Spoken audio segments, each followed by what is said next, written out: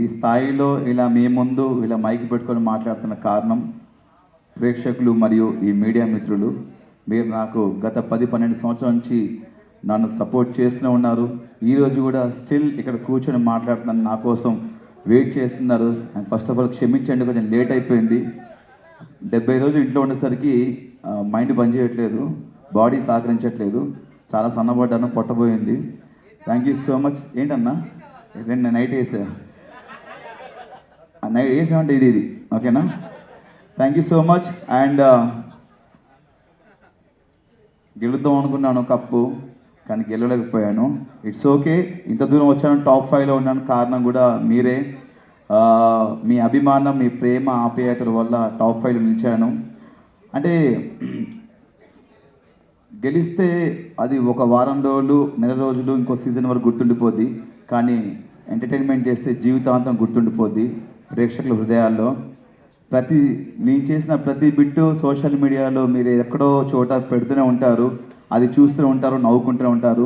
ప్రతి ఓరు ఈరోజు నాకు ఫోన్ చేసి చాలామంది పెద్దవాళ్ళు చిన్నవాళ్ళు అందరూ ఫోన్ చేసి, పిల్లలు కూడా చాలా బాగా ఆడామన్నా, నువ్వు బాగా నవ్వించావు, బాగా ఎంటర్టైన్ చేసావు, నువ్వు రియల్ విన్నర్ అని చెప్పారు. Thank you so much.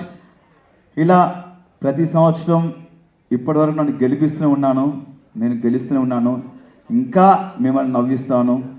And big boss అనేది నాకు సెకండ్ టైం ఆపర్చునిటీ వచ్చింది. సీజన్ 4లో 13 వారాల నుండి టాప్ 7 నిలిచాను. ఇప్పుడు సీజన్ 8లో మరొకసారి మీ అందరిని నవ్వించే అవకాశం కల్పించింది స్టార్ మా అండ్ బిగ్ బాస్.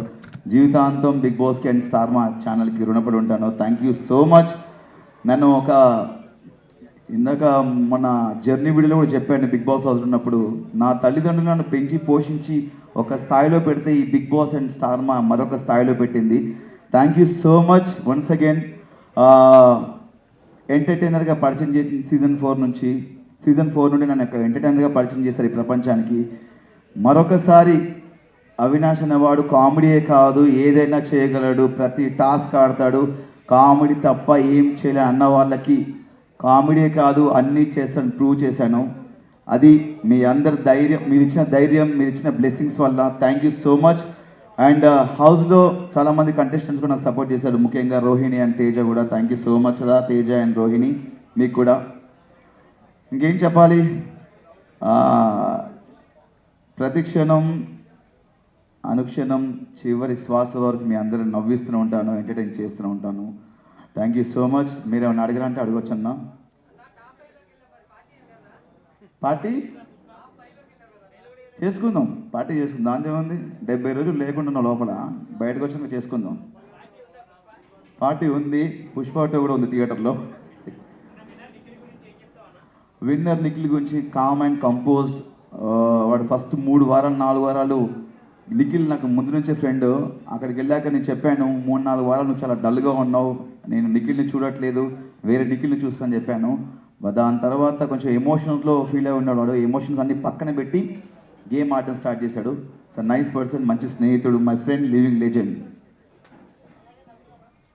నబీల్, నేను బయట ఉన్నప్పుడు నబీల్ ఆట చూశాను, 5 వారాలు చూసి చాలా కత్తిలా ఆడుతున్నాడు అని చెప్పేసి నేను లోపలికి వెళ్ళే ముందు చెప్పాను స్టేజ్ మీద, నాకు కత్తిలా ఆడుతున్నాడు నబీల్ అని చెప్పేసి. లోపలికి వెళ్ళాను, ఆయన మెంటాలిటీ నచ్చింది నబీల్ది. వయసులో చిన్నవాడైనా సరే చాలా బాగా ఆడుతున్నాడు. అందుకే లోపలికి వెళ్ళి నబీల్తో ఫ్రెండ్షిప్ చేయడం జరిగింది. మా ఇద్దరికి అక్కడ సెట్ అయిపోయింది. మన కరీంనగర్, మనది కరీంనగర్, అక్కడ వరంగల్, కొంచెం సెట్ అయిపోయింది అట్లా అన్న.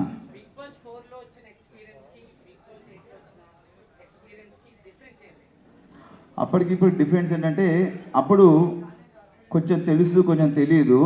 కొంచెం బిగ్ బాస్ సీజన్ 4లో నేను కొంతవరకు నేర్చుకున్నా లైఫ్ అంటే ఏంటనేది. సీజన్ 8లో పూర్తిగా నేర్చుకున్నాను.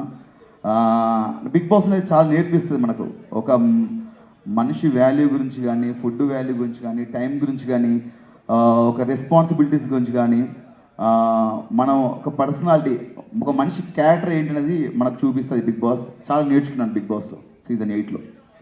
Thank you. 100%. మనకు తెలుసు, మన 15th వీక్ ఫస్ట్ డేనే అర్థమైపోయింది, మనం కప్పు రాదు, బ్రీఫ్ కేసు వస్తే పట్టుకొని లటక్న పట్టుకొని వెళ్ళిపోవాలని ఫిక్స్ అయిపోయాను. కమెడీలో కప్పు రాదా అని ఈ క్వశ్చన్ చాలా పెద్ద వైరల్ అయింది. ఎందుకంటే మా తేజగాడు రోహిణి ఒకరోజు హౌస్లో డిస్కస్ చేశారు. కమెడియన్స్ కప్పు రాదు, కమెడియన్స్ని అక్కడ వరకే చూస్తారు, అక్కడ వరకు తీసుకెళ్ళారు, గెలిపించని చెప్పారు. ఈ ప్రశ్న అనేది నాకు సీజన్ 4 నేను 13th వీక్ బయటకు వచ్చినప్పుడు అనిపించింది. అంటే బేసిక్గా ఒక సినిమాకి వెళ్తే మనం సినిమాలో ఎంటర్టైన్మెంట్ నవ్వుకున్నామా, ఎంజాయ్ చేసాం అనుకుంటాం. సినిమా అంతా సీరియస్గా ఉంటే అదొక సీరియల్లా ఉంటుంది. కంపల్సరీ ఈ జనరేషన్లో ప్రతి ఒక్కరు ఎంటర్టైన్మెంట్ కోరుకుంటున్నారు. చాలామంది స్ట్రెస్లో ఉంటారు, ఆఫీసులు కానీ ఇలా వేరే వేరే వర్క్స్లో ఉంటారు. ఇంటికి వెళ్ళి చూస్తే సరదా నవ్వుకుందాంరా అనుకుంటారు. అలాంటి నవ్విచ్చే మాకు నవ్విస్తున్నాం, టాస్క్లు ఆడుతున్నాము, మేము ఒక మనిషిగా ఉంటున్నాం లోపల, మేము మా క్యారెక్టర్ ఏంటో చూపిస్తున్నాము, మా పర్సనాలిటీ ఏంటో చూపిస్తున్నాము, అన్నీ చేస్తున్నాము. అంటే అన్నిట్లలో కామెడీ, టాస్క్లు, ఎమోషన్స్ అండ్ ఫైట్ అన్నీ చేస్తున్నాం. ఇన్ని చేస్తున్నాము, మనకెందుకు కప్పు రాదని చెప్పి నాకు సీజన్ 4 అప్పుడు నాకు ఈ ఆలోచన వచ్చింది. కానీ ఎక్కడ బయట పెట్టుకోలేకపోయాను. చూద్దాం, ఇంకా బిగ్ బాస్ చాలా సీజన్స్ ఉన్నాయి కదా, చాలామంది కమెడియన్స్ వెళ్తుంటారు, ఎవరొకరు గెలుస్తారు కదా, నేను వెయిట్ చేశాను. వాళ్ళకు క్వశ్చన్ రేజ్ చేసిన తర్వాత నేను టాప్ 5కి వెళ్ళిన తర్వాత ఒక నమ్మకం వచ్చింది. నాకు టాప్ 5 వరకు వచ్చాను కదా, గెలుస్తూనే ఒక హోప్ వచ్చింది. దాని తర్వాత చూసిన తర్వాత మనకేమో ఇలా సైలెంట్గా ఉండడం, డైలాగ్ చెప్పడం తెలియదు. మనకు ఎక్కడ ఏమనిపిస్తుంది నవ్విపిస్తాం, నవ్వుతాం, ఏదనిపిస్తే మాట్లాడేస్తాం. అలా మ్యాన్లీగా ఉంటే మనకు పర్సనాలిటీ కాదు, కొంచెం ఫన్నీగా ఉండే క్యారెక్టర్ మనకు. బట్ ఒక విషయం ఏంటంటే, నాకు నేనుగా ఆడి నా ఆట నేను ఆడుకొని టాప్ 5 వరకు వచ్చాను. నామినేషన్స్లో ఉండకపోవడం నాకు తప్ప, వాళ్ళు నామినేట్ చేయకపోవడం తప్ప నాకు తెలీదు. బట్ నాకు నేనుగా ఆడుకొని టాప్ 5 వరకు వెళ్ళాను, ఫస్ట్ ఫైనలిస్ట్ అయ్యాను. ఒక నమ్మకం వచ్చింది గెలుస్తానని. బట్ ఇంకా 15th వీక్ వచ్చిన తర్వాత ఆ నమ్మకం కూడా పోయింది. బట్ జీవితంలో కోరిక ఉండిపోయింది. బిగ్ బాస్లో ఒక కమెడియన్ గెలవాలి, ఒక ఎంటర్టైనర్ గెలవాలని నాకు కోరిక ఉంది. గెలిస్తే చాలా హ్యాపీ ఫీల్ అవుతా, నేను చాలా హ్యాపీ ఫీల్ అవుతా. నేనే కాదు, ఇలా ఎంటర్టైన్ చేసే కమెడియన్స్ చాలామంది ఫీల్ అవుతారు. ఎక్కడెక్కడ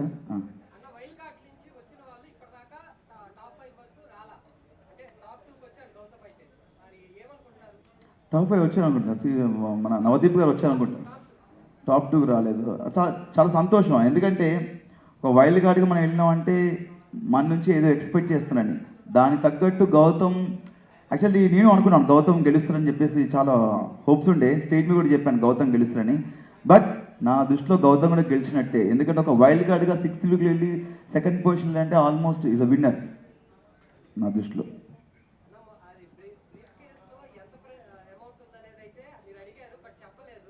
నేను అదే చెప్పలేదన్న, నాకు యాక్చువల్లీ అదే ఉండే.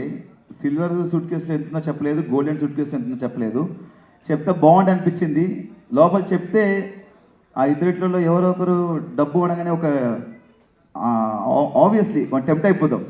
చెప్తే ఫిగర్ చెప్తే బాగుంటే నేను నాకు సార్ని అడిగాను, బట్ చెప్పలేదు. నాకు చెప్పినా చెప్పకపోయినా సూట్ కేసు తీసుకొచ్చేవాడిని నాకు ఇస్తే గిట్ట, బట్ ఇవ్వలేదు. అంటే తెలుగు కన్నడ అని పక్కన పెడితే బేసిక్గా మనందరం ఒకటే. వాళ్ళు ఇక్కడ వచ్చి చాలా సంవత్సరాల నుంచి వర్క్ చేస్తున్నారు, సీరియల్స్లో కానీ సినిమాలో వర్క్ చేస్తున్నారు. అంటే ఫస్ట్ ఆఫ్ ఆల్ ఏంటంటే, మన తెలుగు ఆడియన్స్ వాళ్ళు వీళ్ళు చూడరు, ప్రతి ఒక్కరిని ఎంకరేజ్ చేస్తారు, ప్రతి సినిమాని చూస్తారు, ప్రతి సినిమా యాక్టర్ని ఎంకరేజ్ చేస్తారు. భాష చూడరు, ఫస్ట్ ఆఫ్ ఆల్ పర్సన్ని చూస్తారు, అతని బిహేవియర్ చూస్తారు, ఆ క్యారెక్టర్ని చూస్తారు. ఫస్ట్ ఆఫ్ ఆల్ మన తెలుగు వాళ్ళకి ఏది అనిపిస్తుంది చేస్తారు, అది కరెక్ట్. నాకు కన్నడ తెలుగు అలాంటిది ఏం ఫీలింగ్ అన్నా, మనం అందరం ఒకటి. చివరిగా మనం ఇండియన్స్, మన భారతీయులు అన్నా.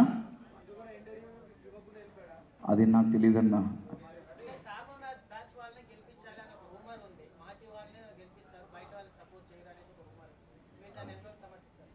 అంటే అది రూమర్ కదన్నా, దాన్ని రూమర్ క్రియేట్ చేశారు కాబట్టి అది రూమర్ అనుకుందాము. నాకు తెలియదు యాక్చువల్లీ. నాకు దానికి సమాధానం తెలిస్తే చెప్పేవాను 100%. దాని గురించి మనకు తెలియదు అన్న. ఫుల్ హ్యాపీ అన్న, చాలా హ్యాపీ. ఫస్ట్ ఆఫ్ ఆల్ పొట్ట తగ్గింది కదా, ఇంకా హ్యాపీ ఫీల్ అయిపోయింది.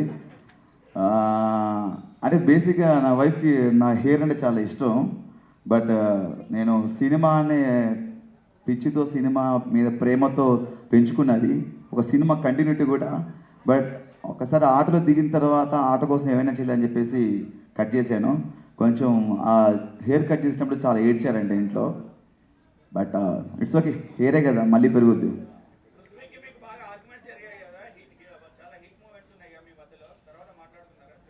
ఇక నేను చాలాసార్లు చెప్పాను, ఇది ఒకటి గేమ్ వరకే, ఆట వరకే, మనం ఒక షోకి వచ్చాము, ఇది ఆట వరకే, బయటికి వెళ్ళిందాక నాకు ఎలాంటి ఉండవు ఫీలింగ్స్ అని చెప్పాను. ఆర్గ్యుమెంట్ జరుగుతుంటాయి. మనోడి విషయంలో నాకు జరిగింది ఎక్కువ డిస్రెస్పెక్ట్, వద్దు వద్దనం కూడా ఒరే ఒరే అని పిలవడం, వాడు కూడా అని పిలవడం. ఒక మనిషికి మనం చెప్తాం ఒకసారి 2 సార్లు చెప్పినా కూడా మళ్ళీ అదే చేస్తున్నాయంటే అది తెలియకన్నా తెలిస్తే నాకు తెలియదు. బట్ అది గేమ్ వరకే ఉంది. బట్ నాకు మాత్రం